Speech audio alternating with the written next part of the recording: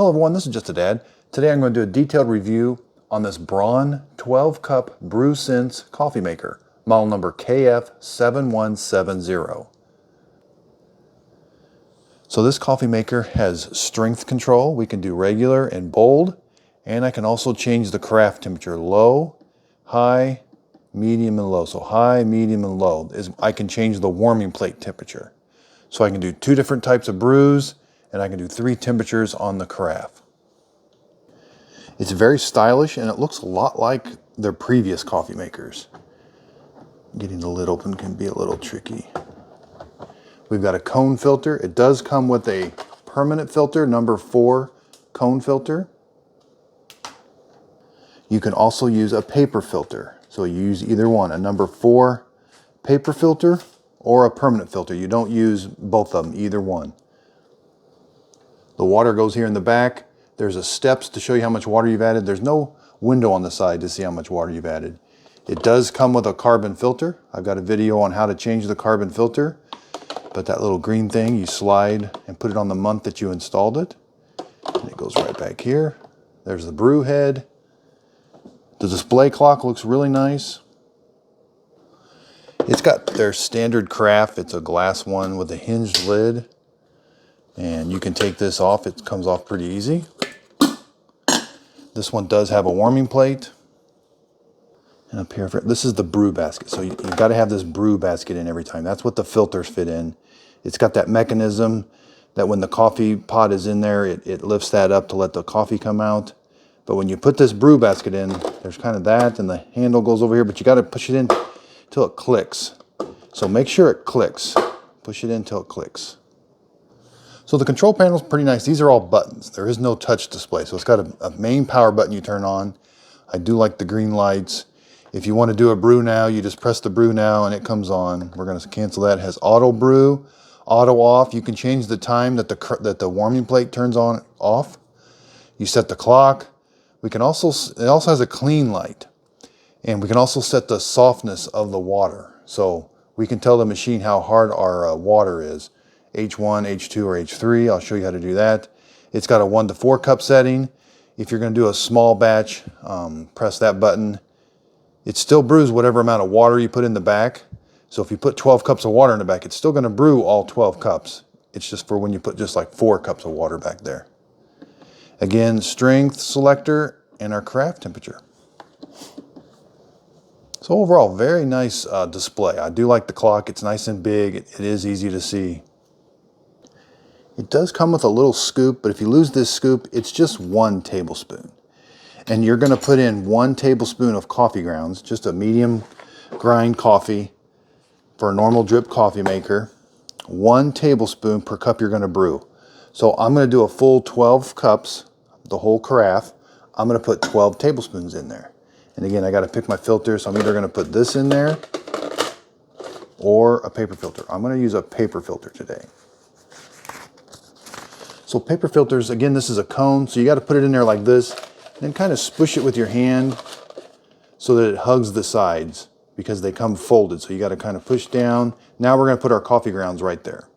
So again, you can brew 8 cups if you want. So then you would just fill the carafe up to 8, dump it in the back, and then do 8 tablespoons. You can put a maximum of 15 tablespoons in, but the recommended setting is 1 tablespoon per cup you're brewing. So if you put 6 cups of water in, put 6 tablespoons. I'm going to put 12. 1. Okay, so I've got the full 12 tablespoons of coffee. Now it's time to pour the water in the back. The carafe pour is really nice. The opening is okay to pour the water in. Make sure the lid is on the carafe. You're going to put the carafe back. You're going to close the lid now. And then we're simply going to come up here. If I want to do a bowl, I'm going to do a normal brew, regular brew. You just hit the brew now button. That little light starts flashing and it's going to start brewing the coffee. And make sure I had the power button on already. So we'll time this and we'll do some temperature checks along the way. One thing I forgot to mention, this does have a clean light. So if that little green LED light comes on above the clean light, that means it's telling you it's time to descale. I'm going to do a separate video on how to descale a Braun coffee maker with the Braun descaler. So one of the differences between this permanent filter, it's kind of like a metal mesh. It's really nicely made and they last a long time. And you just rinse them out. Don't dump the coffee grounds down your sink. It can clog up a sink. But you can recycle them or throw them away. But you'd still have to rinse this out a little bit. You do get sediment in your coffee. It's not coffee grounds. It's not like coffee grounds that are floating around in there that are kind of annoying. If you let your coffee settle for a little bit, you will get a little bit of sediment in the bottom of your cup, which is a little different. But if you use a paper filter, you don't get that sediment. So again, you can use either one. You just can't use both at the same time. Okay, so it's been running for about a minute. The water coming out of the bottom is about 171. It's not very loud. It sounds like it's just a standard coffee maker. So getting the temperature coming out of the brew head is a little tricky. I have seen 194. Again, it's just, I've got to position it just right so that the water catches it. But I did see 194, the water coming out of the brew head. Now we can take a sneak peek. I don't recommend doing this, but let's just take a look. See, there's the coffee. Looks like it's doing a really good job. So this coffee maker does have pause brewing. So say I want to grab it's only brewed about 4 cups, but say I want to grab a quick cup of coffee. I can pull it out. That plunger in the bottom comes out to stop the brew, but I got to put this back right away or it will overflow. Once I put it back, then that comes down in the back. Okay, so towards the end of the brew, it does kind of pop. You do get quite a bit of steam up here. This doesn't get super warm, but back there does. So it kind of it gets a little noisy towards the end and kind of popping. But we're finishing up the brew. We've still got some water draining out of the coffee basket. You do get some steam kind of covering up the front panel a little bit. Okay, so that took about 11 minutes. That's about standard. It's about a cup a minute to brew. If you do the bold brew, it takes about 15 minutes. It adds about an extra 4 or 5 minutes to it. It kind of pauses a little bit during the brew just to kind of give that coffee some more extraction time. So let's see how the craft pours. Pours really nice. Braun does make a nice craft. Again, that warming plate's really hot.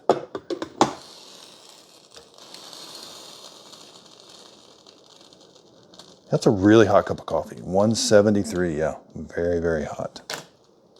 I've tasted this. Braun makes a really good cup of coffee. It is a really good cup of coffee. So let's lift this, see how the coffee grounds did. Yeah, they did really well. The water did not raise above the filter basket. Didn't even come close to overflowing the filter basket, so that's good. That's very hot, so be careful. So it doesn't beep at you to let you know it's done. The only way you know it's done is that light goes steady. That means it's keeping the warming plate on.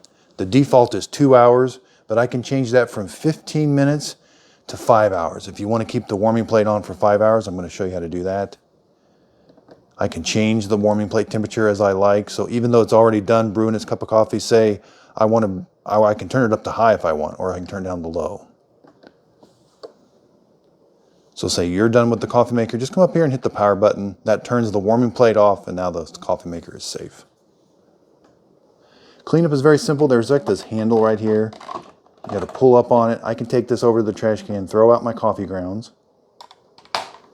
So cleanup is very simple. I just rinse this out about every 3rd time. I'll put it in the top rack of the dishwasher, but be careful. That spring can catch on something and that mechanism can come apart, so be careful with that. Also, you can take this lid off. All 3 of these can go in the top rack of the dishwasher. So the coffee maker front to back is about 8 inches. It's got a 2-prong cord that plugs in. And these are squares, so it's front to back's 8 and side to side is 8. Unfortunately, it is kind of a taller coffee maker. It's 21 inches tall, so fitting under a kitchen cabinet. Kitchen cabinets are 19 inches, so it won't fit. So I've done some tests with the craft temperature. It's not as much as you would think. It's about 5, maybe 6 degrees, almost 7 from low to high. So I was expecting kind of a bigger jump keeping the craft. But it does kind of warm it up rather quickly. And you can notice that 5 to 6 degrees when you're a pot of coffee. So I'm going to do a separate video on how to program this, how to set the time, how to set the auto off, and how to set the water softness level. And then I'm also going to do another video on how to descale it. So when this green light for the clean light comes on, it's time to put it in descale mode and descale it. I'll put a link to those videos right after this video, so thanks everybody for watching.